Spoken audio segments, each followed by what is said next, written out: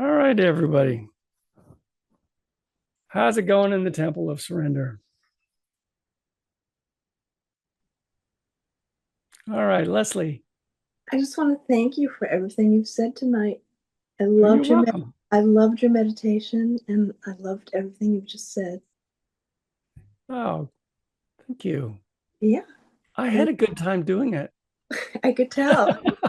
I could tell. And Yeah, you gave us a good time too. yeah. Yeah. But I really needed it and it was perfect. All right, Thank you. you're very welcome.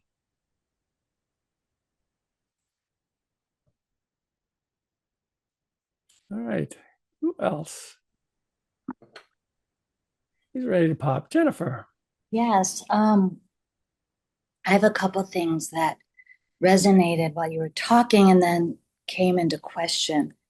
Um, and I think there's a hierarchy in my mind of what I'm about to talk about. So I am really attracted to plants and trees and growing them, and I have a need to have them around me and to take care of them. Even when I remember I was in sales, I would go into an office, and if there was a plant that didn't have enough water, I couldn't think straight. Like I had to water it, and people thought I was crazy because I would water it. Yeah, I don't think you're crazy. We share this passion. Yes, I mean, Yeah. I can feel it, and I feel spring just the way you described it, and then I wondered, and I don't want to talk about it, but then summer comes and it's still all out, but it's not as tender and it's just different. But Yeah. anyway, then you It's more talk, like adulthood, less like childhood, yeah, yeah, Yeah. yes. Then you talked about your dog, and I've had a dog that I adored, and Nick has too, the German Shepherds, and loved them, gave them so much attention. Then we had children, loved them, gave them so much attention, and now they're out. We don't have any animals, and I have plants. And I have to say that I have a very difficult time finding myself when I have that much energy vibing and pulling at me. So just plants is enough because I feel like animals, I mean, I want one, but I don't want to have it take the energy from me being present with what's going on in myself. I mean, I have a husband and I Hmm. we have to be present for each other and our kids are Right. at home right now. But how do you like balance having I can do plants and my husband and and my kids at a distance, Yeah. but it's really difficult to like find the time and the space to be able to have all that energy coming at you. Yeah. I like how you put it, all that energy coming at you. And I think there's also something in you, I suspect, and this may be more female conditioning than male conditioning, where with all these beings around there, there's a kind of caretaking role that comes with that, staying attuned with people. What do they need? And so my male conditioning is not so attuned to that. And so I might have an easier time in a Yeah, certain way, um, that when you're dealing with animals, you're often like, oh, what do they need? And rather than just the pure pleasure of being, you know. yeah, And I know as a gardener too, I'm out there. It's like, what do they need? And but it's also like, wow, look at that plant. Look at that. So I'd what like if whatever it helps, to. if having it limited to Nick and your plants, if that allows your heart to open, you're just right sized your life. Well, And I'd like to, I'm going to focus a little bit more on having more male energy. yeah, And one more thing I want to say is that my aunt, Leslie, who just spoke, I'm going to say that because she taught me so much about so many of the things you talk about, and I just heard her say she really needed that, but she teaches these lessons to me as a niece and my children so beautifully. And I just wanted to I acknowledge can picture that. I can picture her doing that she, I just mean, by who she is. oh my gosh, the Yeah. lesson. So I just want to thank her and acknowledge that too. How sweet. Yeah. Yeah. All right.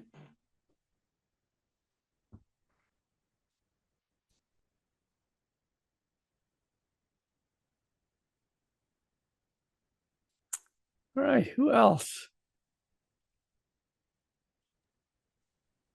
Karen. Yeah, so interesting conversation. So I really miss my dog. He passed away just about a year ago. And when Jennifer was talking about plants, like I think plants require so much more care than than Dog. dogs. And it's like every like Mother's Day, my son gives me a plant, and I have so many plants and cacti and you know this and that, and it's like, oh my God, he gave me a plant again this year, and I'm gonna have to tell him like, please do not give me any more plants. My They'll son start giving you animals. overbooked. Right. I want a dog. Give me a dog. But what I wanted to mention from your talk is when you were saying how like so many things like are going wrong or go wrong, and in another meditation class, we were talking about like non-judgmental like being in the present, and like not judging things as wrong or right, and just like it is. So it's another way of kind of surrendering to like being, like it's just being with what is in a non-judgmental way. And I have to say it's pretty magical, because if you just kind of hold this attitude of, you know, maybe it's fortunate, maybe it's not fortunate that this thing is happening, but I don't know that. And so I'm not like going to judge it either way. And it's kind of the only way I can survive these days with the political scene, is just to like, I'm just going to let it unfold, because, I don't have any control over it. And maybe it's good, maybe it's not. I don't know. I'm not going to judge it. And so that's like to me a very powerful way to surrender to what is in a non-judgmental mindset. Yes. I've talked about it as not letting your mind be colonized, you know, Yeah. by what's Yeah. on the news. It doesn't mean you don't care. It doesn't mean you might not act in certain ways, but there's a way that we get taken over. Yeah. And it's that whole, story about the old man who is gifted a horse, and the village people are like, how fortunate. And he says, maybe fortunate, maybe not. And his son's riding the horse, breaks his leg. And the townspeople come over and say, how unfortunate. He says, maybe yes, maybe no. And then the army comes in, and they're taking all the able-bodied men to go to war. And they don't take his son because his leg was broken because of the horse. And it's like, yeah, I mean, that's a simplified version of it, but kind of that's how it is. Like, you just never know. Who knows? Yes. Yeah.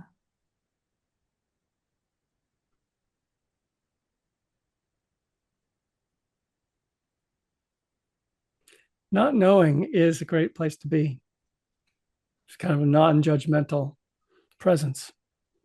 Yeah. It can bring a lot of peace.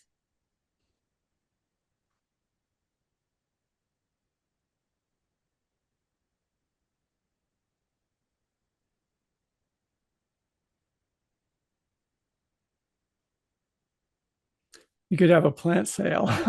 Oh my God, really? Anybody want a plant? Come on over. And they just keep surviving. I think that they're gonna die because they're not paying that much attention, and they just keep thriving. I don't know. It's your vibe. It's your vibe, Karen. They love your house. They love your vibe. They're just thriving. Well, I have to say, I was gone for 2 weeks overseas and I brought one plant downstairs because I had a friend coming over to water them and I didn't want him to have to run around all over the place. And it's this peace lily that I have literally had for 15 years. And it's usually up in my changing room in my bedroom. And so I kind of placed it, I just left it here and it just looked sad. And I brought it back up to its place where it had been for like 15 years. And oh my gosh, it just perked up. And I thought, seriously? Like, is this plant attached to this space? It just seemed like it was. I don't know. I don't know. Maybe it's just the light there that it likes or whatever, but it has been there long, long, long term. Um, and it was happy to be back. It's your friend. Yeah. Even if you have too many friends. All right. Thank you, Karen. You're welcome. Okay, Chad. So I seem to have the opposite challenge of rather than having to remind myself or effort my way into stepping out of doing to make time to be. I always feel drawn to be to have more unstructured time, just to be than I have. Mm-hmm. So it's less having to step out of the being caught up in all the doing and kind of remind myself to do this. I almost always want to be there. I don't know. It's and I find if I'm a very active person, I'm a responsible person, and I have a lot of different things going on in my life. That tends to fill up a lot of time, being active and responsible. Yeah. Yeah. Yeah. But right. So the part that wants more just presence is probably competing with some of these other sides of you that are active and responsible. Yeah.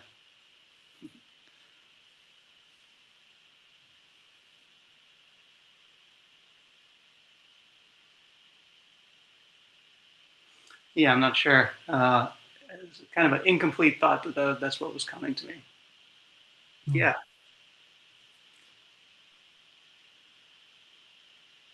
Well, I hope you get more unstructured time.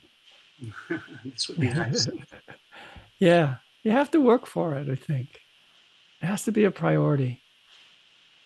And it's a funny thing, I'm working less than I have in years and years, and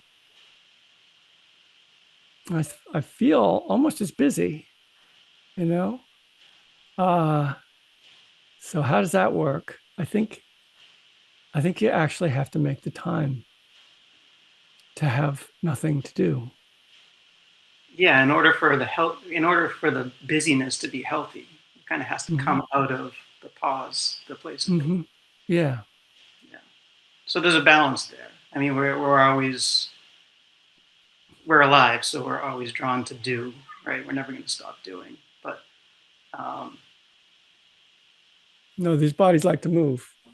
Sure. Yeah. Yeah. Yeah, and I can't. I'm extremely active. I can't sit still for long periods, but I always find myself saying, I just want to be unstructured right now. I don't want to be on task right now. I just want to be unstructured. Yeah, and unstructured can sometimes mean choosing a task rather than feeling like you're roped into the structure of it of time. Just like, what are you drawn to? Children do that so well. Their time outside of school structures them, but outside of school, they're very busy. But it's unstructured. Sure, yeah. When you step into that space, you gravitate towards doing things that that are more natural or are more appealing or aligned somehow. Mm-hmm. Yeah. Thank you. You're welcome. So let's see, Jim, Hi, am I unmuted? you're unmuted. Good. I think I mentioned this last week, but both my wife and I have encountered some physical difficulties that have kind of bound us to home for a while. Mm-hmm. And so we said, well, we got to deal with this. I think we've decided that we're going to do this as a retreat. We're going to both be on retreat, meditate, do whatever we need to do to really enhance ourselves. What I've been Beautiful. what I've been finding is uh, um, I I'm not compelled to do anything. I'm not feeling guilty for not doing anything. In fact, I feel pretty good not doing anything. Great. Yeah. So it's that sense of pausing, almost surrendering to whatever is going on with us. I mean, it is what it is, right? So you do what you can. Mm-hmm. Um, and I mean, it's well, for me, it's my back and I'm in pain. Um, so I do what I go to the doctors and I do what they tell me to do. And um, but it's a completely new experience for me to be like this. So that there is definitely a surrender to whatever's happening, and I I well, I don't know what's going to happen, um, and I've actually been feeling pretty good about it. So I don't know if there's any conclusion to all of that. It's just an ongoing. It's ongoing right now. Mm-hmm. So I guess Kathleen can speak for herself. Well, I think it's a wonderful way to frame what it is you're going through as a retreat. And Yeah, part of what the value of that frame is, whatever arises is a place where wisdom can develop. Wisdom can be gained, and whatever the experience is. Right now, it's suiting you. But there may be moments when it's not, and so you go through that kind of up and down, and just to see life as it is. I've done, you know, I've done a lot of home retreats, not so much lately, but I used to.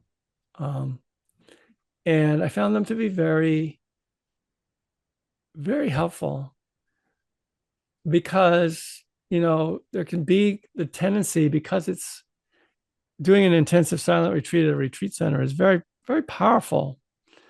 But there's something about the ordinariness of one's own house and one's own habits, like actually bringing presence to that.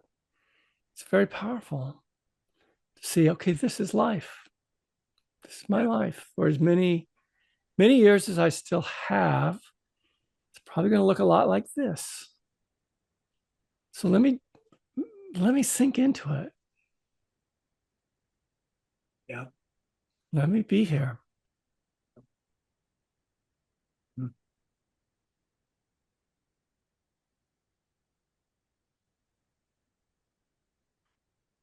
How many weeks are you homebound? Is there like a time set to this?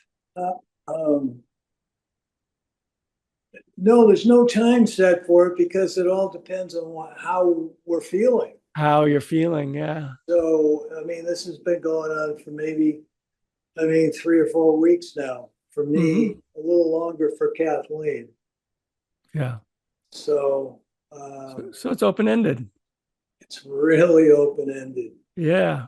Yeah, yeah. And fortunately, you know, well, you don't have to make any money to survive at this point, so that's good. So that That's helpful. takes a lot of pressure off. Mhm. Yeah, so it's just going to be very interesting. All right. Are you going to meditate more? You're going to do qigong? You know, the difficulty is with me and qigong is because of my back. I was doing it the other night with Kathleen, and I Mhm. couldn't do it. I was in so much pain. So, Oh oh yeah. my God, not this. Uh, So we'll see. It's just meditation. mhm. I'm told you can do it with your mind in your Yeah, imagination, and it does very much the same thing. yeah, I've done that. It's a little harder. Yeah. Anyway, best to you. Thank you. Yeah. Give us a report if you feel like it. I will. All right. Good. Thanks, Jim.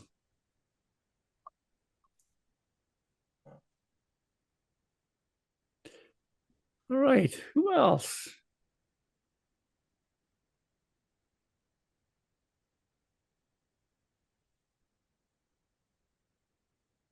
Yeah. Gene.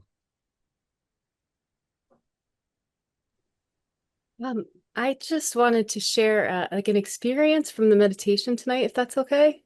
Um, Sure. and I can't recall exactly the phrase you used, but early on in the meditation, you used the phrase touched, like maybe be touched by the breath or touched by the heart. And it was Right. wild to bring that same invitation to the physical body scan. Like, and so it was like I was trying to be like touched by the experience of my scalp and touched by the experience of my my physical self.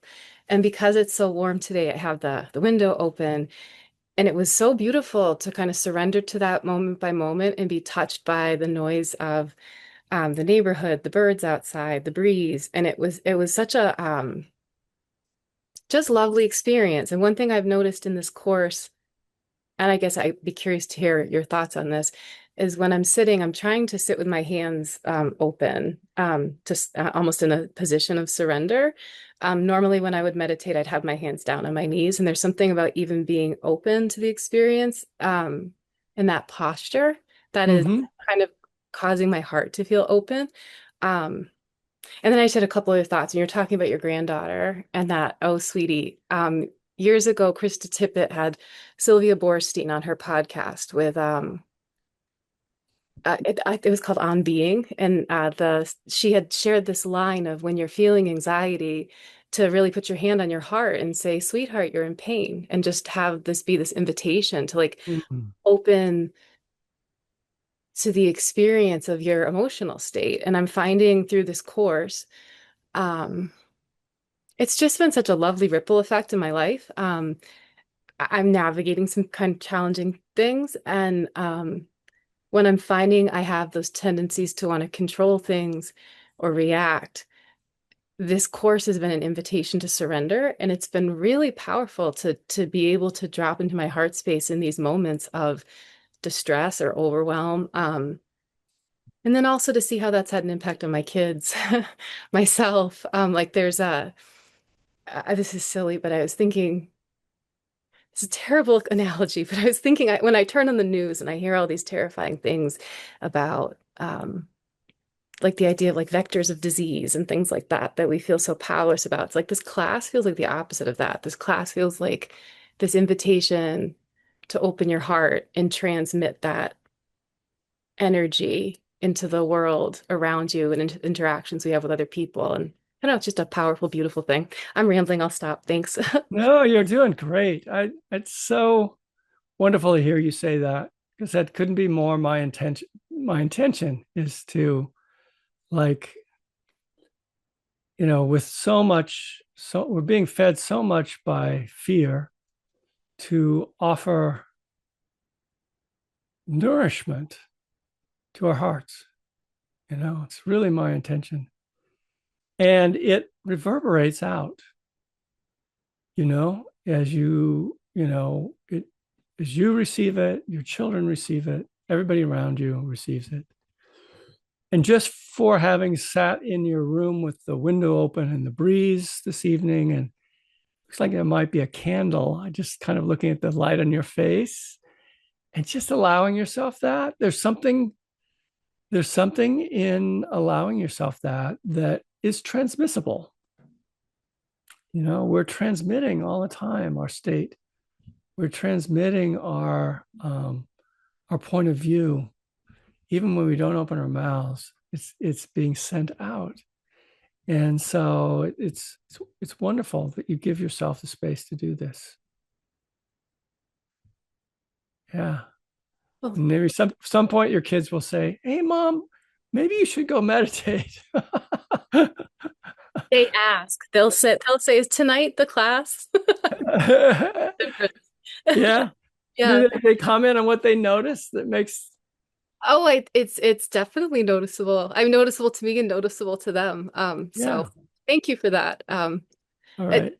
One other thought I was thinking of, there's an Annie Dillard line that's how we spend our days is how we spend our lives, or something like that. And there's something really powerful about on a very small level, on a daily level, to I don't know, the thought that comes to mind, again, I'll stop prattling, is sometimes in those moments when I'm feeling distressed or resistant and not surrendering, to shift into the open-heartedness of course things are this way. Of course, this is the experience. And then that sort of like can lead to this like cascade of surrender. So thank you. Yeah.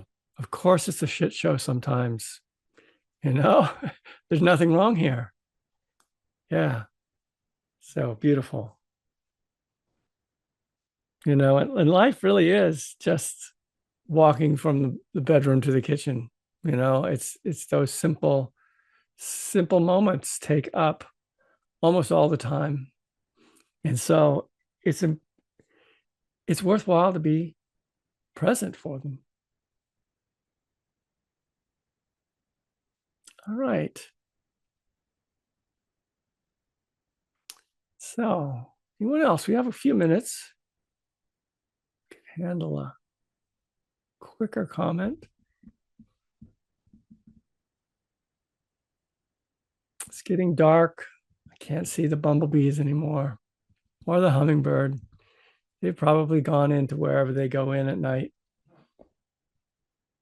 And I'm going to walk out on the deck after this.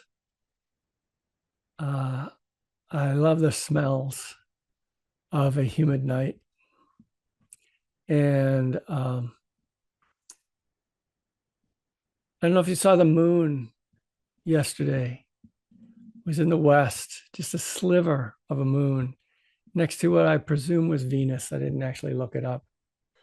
And Venus and Jupiter are going to be in conjunction, I think, at some point in June, to two of the brightest objects in the sky, apart from, of course, the moon and the sun. And so I don't know if you're so inclined, but I highly recommend walking outside now and again just to be there. All right, everyone, take care. I'll see you next week.